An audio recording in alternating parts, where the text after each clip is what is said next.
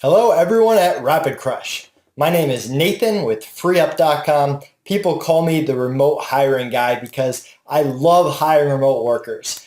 I've built my own e-commerce business. I've sold over $25 million over the past 8 years, all with the help of a remote army that I call them, the best VAs in the world. And I've also done it with a lot of lessons that I've learned over the years on how to avoid bad hires, how to maximize and get the most out of workers, and how to just find the best workers from the start. So today I'm going to teach you all about that. I have 4 secrets to how to outsource for your growing Amazon business. And I also have a few tips on what to avoid when you're hiring, especially for those of you that might be hiring for the first time or that have had a bad hiring experience before. I want to thank Wilson and Trish for having me on today. It is a privilege. I know I work with a lot of Rapid Crush clients already that have been using FreeUp for a while and have had a good experience. And I approached Wilson about bringing this content to the entire community, and he was very open about it. So I want to thank everyone at Rapid Crush, and I look forward to taking really good care of you guys as I take you along this remote hiring journey. So let's jump right into it. I'm excited to get started. So as I mentioned, I am the CEO of FreeUp.com with 3 E's. 30 stands for e-commerce. We work with lots of e-commerce clients all around the world. We work with plenty of non-e-commerce clients as well, but my background is really in e-commerce business. I started my first Amazon store when I was 20 years old. So today is all about 4 hacks to outsource on Amazon and 2 quality mistakes to avoid when hiring remote workers. So before we get started, I want you to shut your eyes for a minute and be honest with yourself. Do you still handle repetitive, mundane, and day-to-day tasks inside your business? Have you been doing something for longer than a few months and you just keep doing it every day or every week? Are you on the outside of your business, focusing on expansion and marketing and really growing your business? Maybe it's getting new suppliers. Or are you on the inside, filling orders and doing customer service emails and listing products and doing the same repetitive stuff? It might even be just normal business operations like bookkeeping. Do you just wish you had more manpower, either on your team or remote workers or just someone to do a lot of these tasks, or maybe to come in at a high level and do things for you that you just don't know how to do, that you're spending too much time learning how to do it and trial and error when you could just hire an expert to come in and do it the proper way from the start? And have you tried hiring before without having the success that you wanted to? Have you had those bad hiring experiences? The times when your money and your investment and your time and your energy went to waste, and so you're scared to do it again. So I want you to kind of keep those answers. I bet you a lot of you out there are saying yes that you have, and I'm in the same boat. So I want to just quickly give a background about me. So after years of hiring and growing these businesses, this is kind of where I am in my life. I live in Orlando, Florida. My girlfriend Quinn, you can see in the picture, my adorable puppy, Charlie, who we adopted not long ago. I've built 2 successful businesses completely run by freelancers now. Only remote workers. I have financial freedom. I just bought a condo. I can buy within reason anything that I want or need going forward. And I have what I call my super team or my A team, a 20-person group of people, mostly in the Philippines, some US as well. You can see a picture of them meeting here. They do almost all of my day-to-day operations. They manage my Skypes 24/7. They respond to emails. They even help grow. I have people running Facebook ads. So that's kind of where I'm at now. But it wasn't always that way. When I started to buy and sell on Amazon, I first started off with textbooks, and I made a little bit money there, but I knew I couldn't sell textbooks forever. So I started experimenting with different products and eventually came across baby products and home goods and became pretty good at that. And I built some dropship relationships with a few different suppliers, and I was growing this business in college, and the business started to take off. This is when Amazon was really switching from a bookstore to being what they are today. And as they took off, I was in college. I was balancing my schoolwork, having a girlfriend, my fraternity, everything that goes along with just being a young college kid.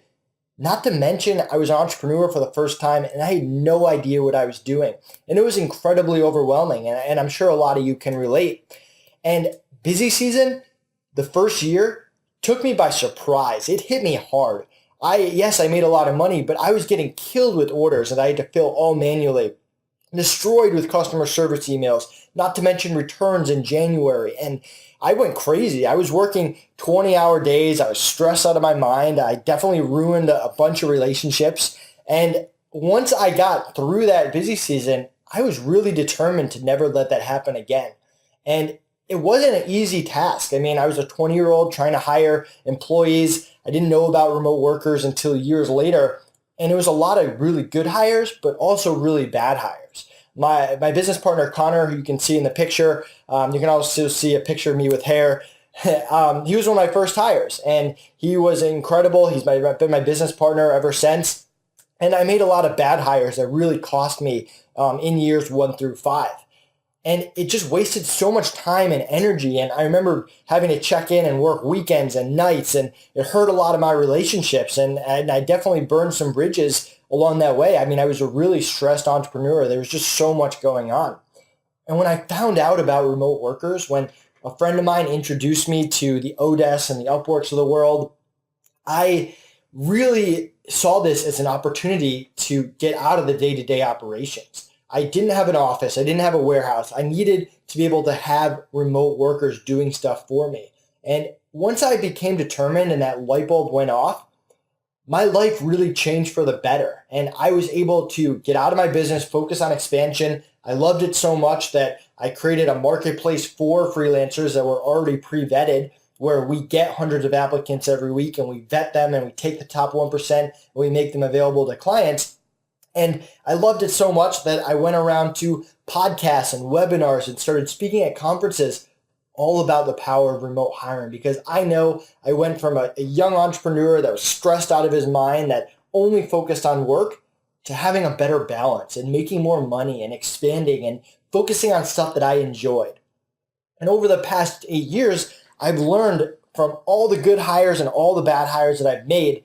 And that's really how I developed the information that I'm going to share with you today. So for those of you that answered a lot of questions when I told you to shut your eyes, just know that there is a way out. This is me with a few free up clients of mine, meeting for dinner. I help them build their Amazon business really for nothing, all with remote workers. And now not only do they run their Amazon business, but they have an Amazon agency as well, entirely freelancers. So that's my goal, is to really help you. I want you to have that same aha moment that I had back in the day with remote workers, that this was the key to not only my financial freedom, but the freedom of my time, to the key to valuing my time at a high level, and the key to having a balanced and happier life. And that's really what we all want. So today is all about figuring out how to start hiring freelancers for your Amazon business, how to improve interviewing, which FreeUp does a lot for you. So that's one benefit of using the FreeUp service, to avoid bad hires, how to get the most out of remote workers, because yes, we can provide you with a remote worker and vet them, and you can set the expectations, but it's in your best interest to motivate them and get the most out of them.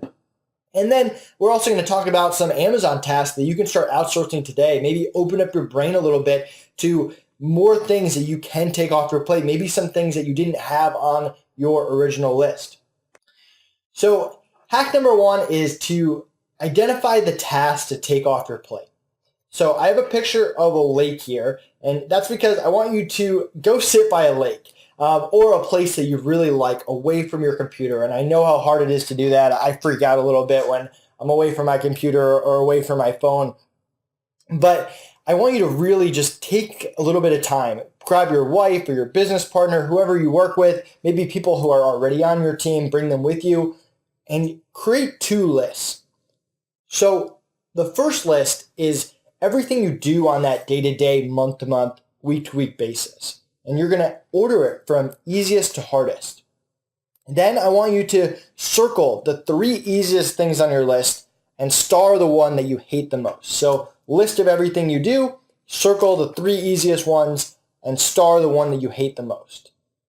The one you hate the most is the one you're going to work on first, followed by the other 2 that you have circled as well. So That's really your starting point, identifying what you want to take off your plate.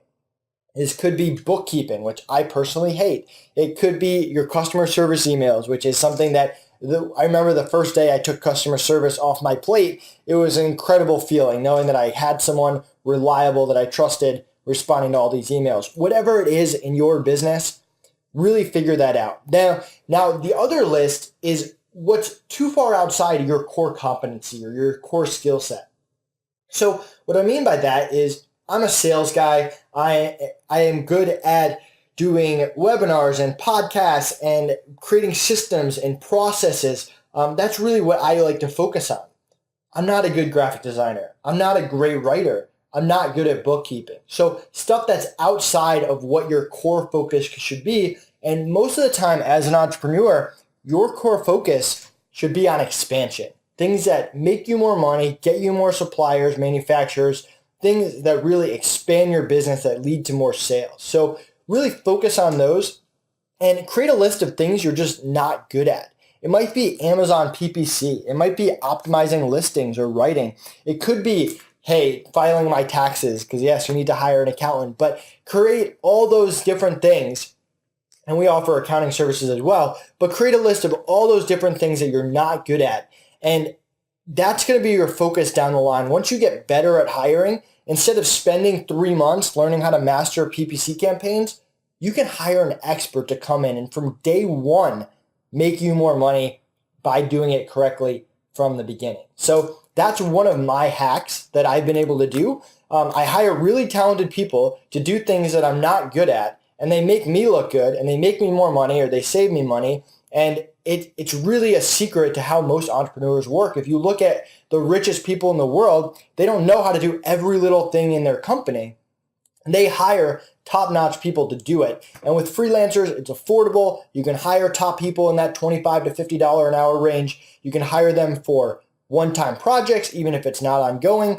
And you should really focus on that if you have a budget for it. And if not, just focus on the smaller, the repetitive tasks, the $5 to $10 an hour tasks that you can outsource to a non-US worker and get that time back. Because it all starts with getting 1 hour, 2 hours back in your day. And from there, you can expand more and more. So step one, identify the tasks that you want to take off your plate. Hack number 2, create a model of your perfect freelancer. So that could be availability, that could be attitude, that could be skill set, that could be price. Now, I'll go through this a little bit, but you have a good idea what I'm talking about. For price, what can you really afford? The last thing you want to do is hire someone at an hourly rate and have to stop working with them 3 weeks in, and it wastes a little bit of your time and your money. That's not worth it for anyone. So figure out whether you can hire someone for one-time projects, whether it's 2 hours a day, 5 hours a week, whatever it is. Even if it's 30, 40 hours a week, identify what that perfect worker looks like. Think of things like scheduling. Do you need them to work weekends? Is it flexible schedule? Is it set schedule? Think about skill set. And with skill set, I like to divide workers up between 3 levels. You got lower basic level, you got mid-level, and you got expert level.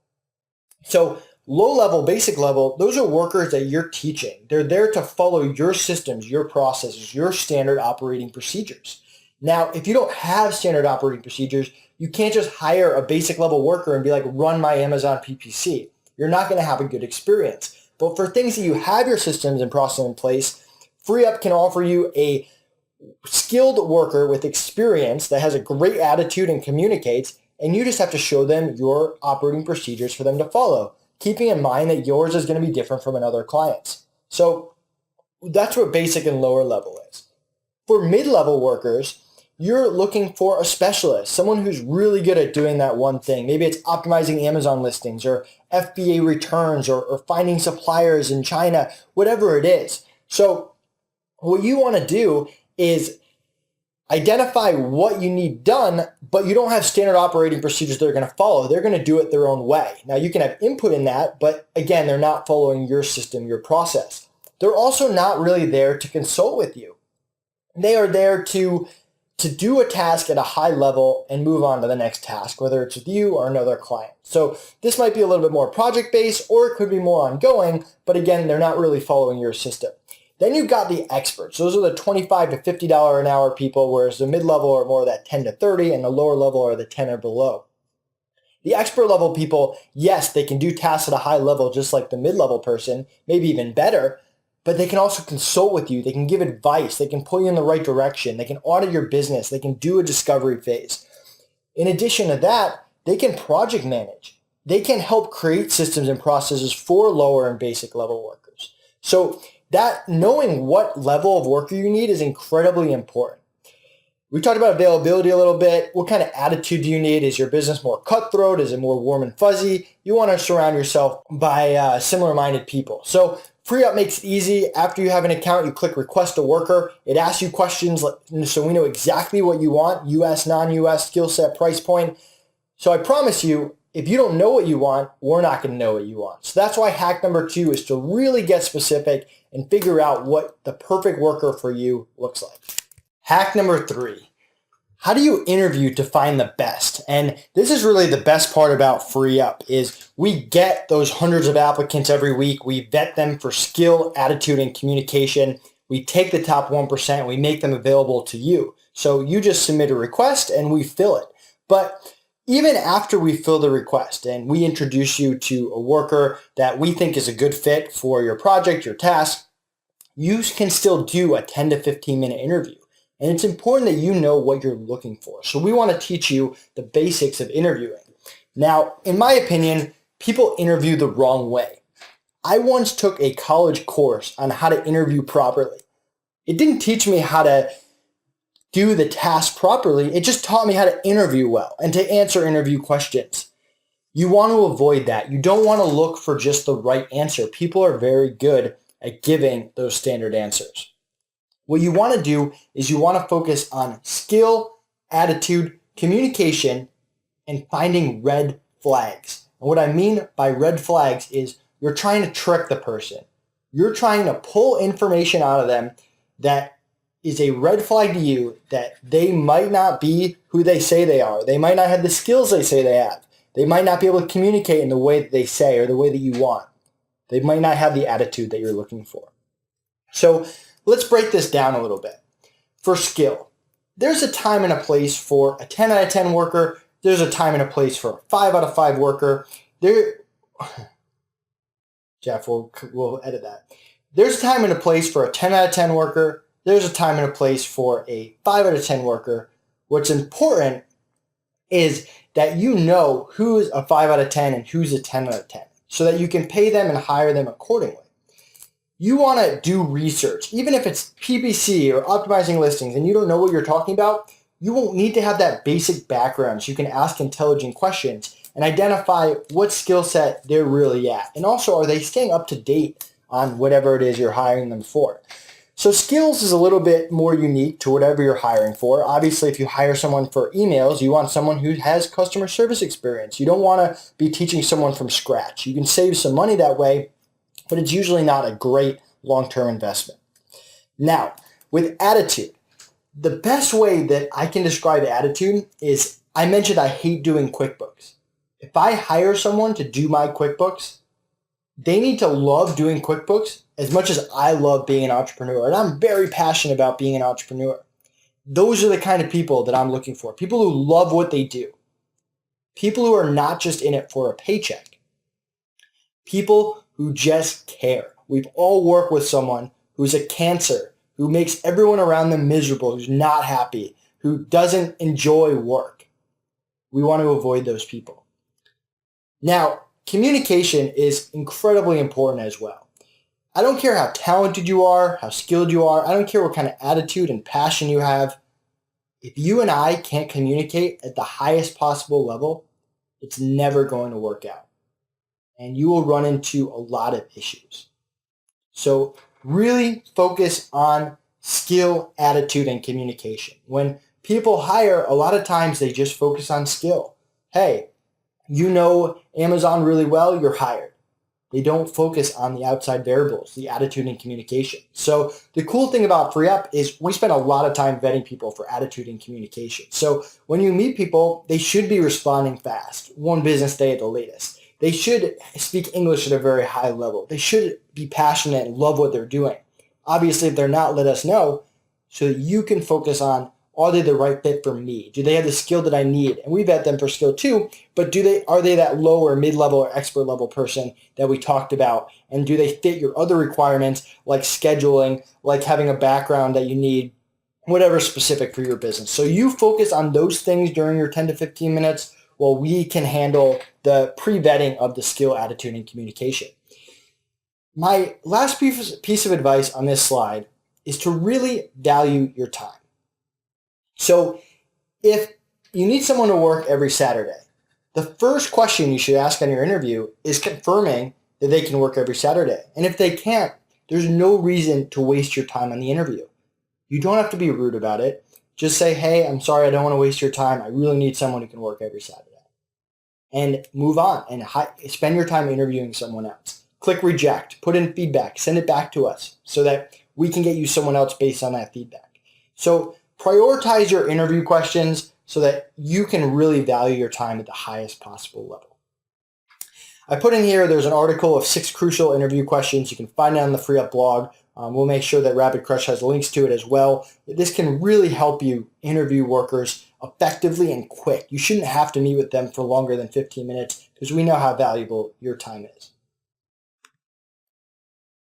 So the last hack for today is to really outline your expectations. Too many people, they identify what they need, they identify what the perfect worker looks like, they put in that request, they interview them, boom, they hand them the job, that's it. There's an extra step in between the hiring and the getting started, and that is setting the expectations. And if you ask me from past experience, when hires have gone wrong, almost all the time, it's been because I didn't set the expectations up front. And not only did I not set them, but I didn't, after the fact, hold them to those expectations. If the person tells me, oh, I never miss a meeting, and week 1, they miss a meeting, that should be a huge red flag for you. If they say, oh, I've gotten this training on Amazon in the past, and within the first week you realize they haven't, those are red flags that come in even after the interview process. So I have a free client expectations doc that you can use to fill it out. And the expectations are everything from your communication style. Do you like Skype, WhatsApp, Viber? How often do you want to communicate? How often do you want to meet? It can be your pet peeves. For example, I get lots of Skype messages all the day. And my pet peeve is when someone Skypes me, hey, and then they wait for me to respond. And then they ask their question. But how would they ever know that that was my pet peeve unless I told them that up front? So laying out expectations is key. You can also use a one-time project doc, which just like setting expectations for the actual work process, this time you're setting expectations for the actual project. What does it include? What does it not include? What's the due date? What's the estimated time? Make sure you get that from workers up front. What things could come up that you don't like? What do you not want in your Amazon listing? What do you not want in the website you're building? What's important for them to know about your bookkeeping? Make sure they have all that information up front. Make sure you give them a chance to ask questions. Hiring experience will go much better. Your hiring experience will go much better if you spend a little extra time up front setting expectations, making sure the person understands the expectations, and giving them a chance to ask questions after the fact so that you can get on the same page right from the beginning. The goal here is to eliminate gray areas. Gray areas as a business owner cost you time, cost you money, and cost you energy. You avoid the gray areas by making as much of the project, as much of your working relationship, black and white.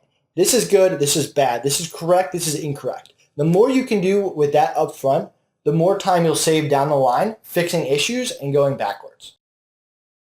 So I completed my 4 hacks to hiring, and if you want to check out more, definitely check out the Free Up blog. We have lots of great content there, all for whether you're hiring for the first time, whether you've made some hires before, or whether you're a hiring pro. We have a lot of advanced stuff there. But I want to jump into more Amazon-specific stuff. What can you outsource? I mentioned customer service emails. That was the first thing I took off my plate. If you're still answering customer service emails and you've been in business for longer than 6 months, you really should consider taking that off your plate. It's cheap. You can get someone in that $5 to $10 an hour range, more if you go US, and that's all valuable time that you should be spending on other things. Bookkeeping is huge. I have an accountant that's US. I have a bookkeeper that's US that takes a look at it every quarter or every 6 months. And then I have a day-to-day bookkeeper. And if you own a business that does billing, you can also I use a Filipino worker for that as well. I don't give them access to client credit cards or whatever because it's all in Stripe, but they do a lot of the Xero or the QuickBooks and the day-to-day billing and also the recording on the ledger. So if you're still doing your bookkeeping work, make sure you take that off your plate. I mean, I spent the first few years of my company, I would have all these credit card transactions, a 2-inch thick credit card bill, and I would one by one enter them into QuickBooks. If you're still doing that, you should really consider hiring a VA for it. And there are people that are better at it than you are. I know my bookkeepers are. Amazon PPC campaigns are huge. We run that for huge sellers, small sellers, medium sellers. We have a lot of talented people who really know what they're doing. Listing products is huge. We have people that can list at all different levels, whether you want to just pay $5, $10 an hour to have someone do maybe more bulk than quality, or you want to pay top notch, 20, 30, 40, $50 an hour to have someone really optimize your best listing. We have people for product sourcing, whether you're doing tactical arbitrage, retail, wholesale, Chinese, you name it. Product sourcing is great. And the best part about product sourcing is you can lead the way, but just have an assistant to do a lot of the busy work, a lot of the research, a lot of the phone calls, even though you're still in complete control because we know how important that is. I have someone that monitors my metrics every day. There are some strategies for that. Managing inventory, and I'll even throw in pricing. I use AppEagle for pricing. There's a lot of softwares out there, but I have someone who's actually trained in AppEagle who can monitor my pricing and adjust according to my competition, according to the time of year. This was a really good investment for me, and it's very affordable. And then if you're not doing FBA, or maybe you have an outside Shopify store or whatever it is, just filling orders, having someone who can do manual work accurately and take that off your plate. And these are just some examples. If you go to the Free Up blog, you can get lots of great tasks, lots of Amazon tasks that you can tick off your plate. And we go well beyond Amazon, whether you have your own website or you're building your own software or you have a blog or you need graphic design projects or PDFs or photographies or product videos. We have freelancers that do all that stuff. I just wanted to open your mind a little bit for what the possibilities are outside of just that 1 to 2 Amazon tasks that you're thinking of. Hey, so as a quick bonus, I just want to walk you through a little bit of how easy it is to just use Free Up, but also some documents that we have to help you after this webinar. Because yes, we can provide you great workers quickly, but that's only step one. After the fact, we want to give you as many resources as possible to make sure that you're successful. Now, these are optional resources. I just want to go through them with you real quick. So this is the website, Free Up. If you want to become a client, click Become a Client here or Client Sign Up. If you are interested in freelancing or offering your services, maybe as an Amazon consultant, you can always click on Apply to be a worker or Apply to be a freelancer up top. The cool thing here is if you go to pricing, or if you go to skills, it'll list everything we offer with more detail. But pricing is really my favorite page because remember, workers set their own prices, but this gives you a really good ballpark of US and non-US workers and what they cost for each skill set. So for example, you can see that a research person is between $5 and $7 an hour. You can see that a marketing expert is in that 15 to 25 range for non-US and 35 to 50 per US. So this really gives you a really good breakdown of what you're looking at for different skill sets. And then you have the option of both US or non-US for every skill set. And we have plenty of clients who want to pay top dollar for US and love it, or we have plenty of clients who want maybe a bargain and they want to go non-US for certain things. You can pick and choose and build your team of a combination of both if you want. I just wanted to lay that out. Here, I want to go through the 6 essential freelancer interview questions real quick. So it's a document that you can use to just go through and ask your interview question. Ask the freelancer to rate their skills, which I mentioned. Ask the freelancer if they can make the commitment that you need. Ask the freelancer about qualities that you value. Ask the freelancer about your pet peeves. and ask the freelancer about their internet connection and other hardware. And this is incredibly important when you're dealing with non-US workers, especially workers from the Philippines. Next, we have the one-time project doc, which makes it very easy for you to outline project with a worker. So we have some tips up top, but more importantly, for you can fill this out. What's the goal? When's the project due? What kind of estimate in hours are you looking at? What's the scope? What are the different milestones you want? What's important for you? What are your pet peeves? And is there anything else that they should know? Remember, you want to provide lots and lots of information as much as possible. And it gives the workers a chance to fill it out too, so that you can make sure that you're 100% on the same page before you get started on a project. Next is my favorite document, the client expectations doc, because this is so important for just getting on the same page from the beginning. You start off with talking about your company. What are the goals? What's going well? What's going poorly? What's your business model? What are the important information that they have to know or they should know? Because the more information you provide them, the better. Talk to them about other people at the company, what challenges you're facing, who they should go to for what, so they're not bothering you for every little thing if you have a bigger team. Important things they should remember. Maybe you sell dog products and you want them to know more about the dog industry, and you can provide them some resources or links for it. When you like to meet, when other team meetings you have are, so that they can join if they want. Any login and password they need, or documents and links that they need, any tutorial videos, and really just getting off on the right foot by providing them everything on a piece of paper. Before I created this piece of paper, I had to meet with every worker, and sometimes it would take 20, 30, 45 minutes just to get on the same page with expectations. With this document, I can hand them a piece of paper, have them read it, ask any questions. They have all their logins in one place, and I can approve for them to get started. It makes it nice and easy.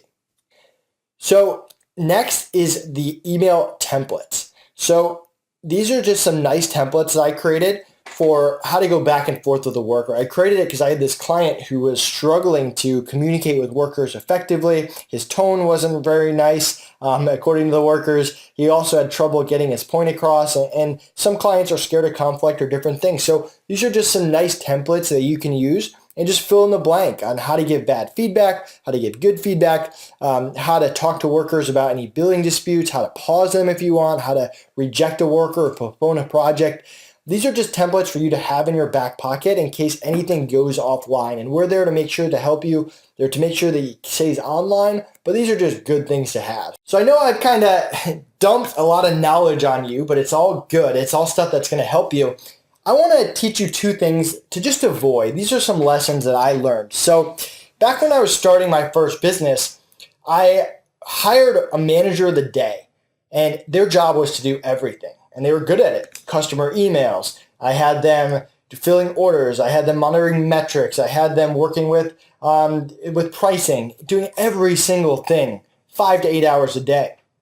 I also had one supplier that I really liked, and I was really good at making money on that supplier. And it was top secret, and no one knew who that person was. So I had a huge competitive advantage.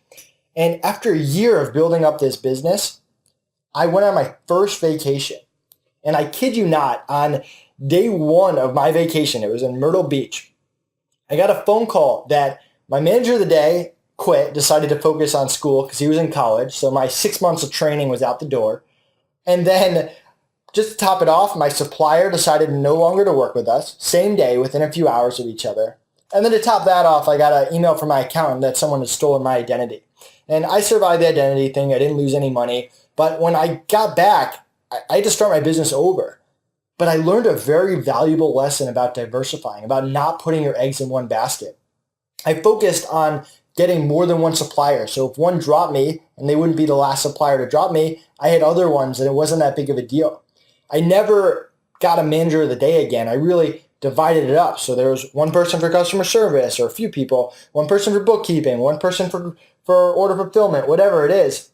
So if one person quit and turnover is part of life, it wasn't that hard to replace. So the lesson here is reducing your risk as an entrepreneur has to do with diversification. It's the same thing with investing in your stock portfolio, which is the same thing as hiring. A lot of people, just because they've had bad hiring experiences or hiring is hard, They finally find that VA that they really like, and then they just load them up with everything. It's incredibly risky. Think ahead. Think of what could possibly happen, even if it never does. The other side of it is if you're hiring for something like customer service or order fulfillment, don't just hire one person and have your whole business relying on that person. Instead of hiring one person for 20 hours a week, maybe hire two people for 10 and have them sub in for each other or cover if someone gets sick or has to leave or whatever it is. You have that backup. So that's just my advice to you. Really diversify. And you never want to get in that situation where someone quitting or someone leaving sets your business back 3 months. That's what the power of diversifying does. Here you can see a cool picture. One of my awesome clients, Taylor, met up with two workers. He actually went to the Philippines and took them on a boat trip. So I thought that was pretty cool. So I always throw that in my presentation. And step number 2 is not cutting ties. So what I mean by this is just because someone messes up doesn't necessarily mean you want to terminate them. A lot of times really good workers, just like us, will have an off day, an off week, maybe even an off month. As a business owner, it's in your best interest to turn these people around and have them doing good work again, especially if you've already invested a lot of time into them. Now, if someone messes up a lot on week 1, I'm most likely going to move to someone else. If someone's been reliable for me for 6 months and they have a bad week, it might not make sense to lose that time I spent with them. So here are just some tips on how to turn a worker around. So the first thing you do is you meet with them, you express your concern as simple as possible, and you give them a chance to provide honest feedback. You give them a chance to give them their side or just let them know what's going on. And you reestablish expectations. You're like, hey, I understand where you're coming from, but this is what I'm expecting. And a lot of times you'll get things that you weren't thinking of. So a good example of this, of my bookkeeper, who is awesome. He's in the Philippines. He crushes it. He helped build this entire billing system where he built $5 million a year in clients. He had a bad week in January, and I noticed a lot of mistakes, and I couldn't figure out like what was going on. This was not like him at all. So I talked to him, and I gave him a chance to be honest with me. I didn't overreact. I didn't yell at him, which I've seen a lot of clients do. He was just like, Nate, I'm burnt out. We just got through an awesome busy season. I've worked a ton. I don't know what to tell you. Like, I'm just really tired. And I was like, all right, that makes a lot of sense. So let's give this another shot. So it was a Wednesday. I had him take Wednesday off through Sunday and come back Monday. And on Monday, I met with him first thing, and I reestablished all my expectations. I expect that you show up on time. I expect that this is accurate. This is what's important. And he's been incredible ever since. And he's been a really good worker outside of that 1 week. And just because I gave him that chance to be honest with me without yelling and screaming, I got some really good feedback. And it also helps me prepare for the next busy season. And the feedback might even be, hey, your directions were confusing, or hey, you didn't mention this during the interview process. And that'll help you going forward, even if you do decide to cut ties with this worker. So let's say that doesn't work and they start going downhill. What I like to do is, instead of just, again, firing someone and having to onboard someone new, which could take a while, I'll hire a backup or an assistant, and I'll slowly start taking stuff off their plate.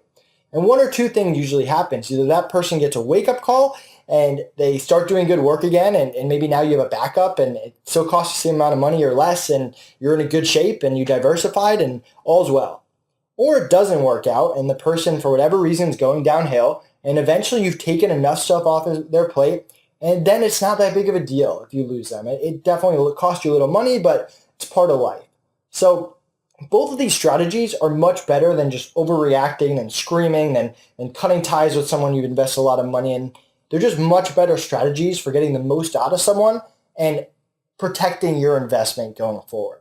So I hope these hacks were incredibly helpful to you and your business. I want to talk a little bit about FreeUp. I mentioned that we're a marketplace for pre-vetted freelancers. We have workers from $5 to $50 an hour, both US and non-US, for every skill set, from bookkeeping and Amazon and Walmart and graphic design and building your own website, you name it. The cool thing about us is on the back end, we're very hands-on to make sure you have a good experience, and we're also insurance against turnover. If a worker quits for any reason, we cover all replacement costs. So you're protected. You never have to pay for onboarding more than once. So you're getting pre-vetted workers. great customer service, and protection on the back end. That's how we differentiate ourselves from other freelance marketplaces out there, and we know that there's a bunch of them. So it's also free to sign up. There's no monthly fee. Mention Rapid Crush for $1 off your first worker forever. And in addition to that, just for you Rapid Crush customers out there, you get $50 credit if you sign up the next 5 days. You can keep that credit in your back pocket, use it when you're ready, but you get a $50 credit applied to your account if you sign up in the next 5 days. And we are setting a hard window for that. Wilson will have the dates and the times for you.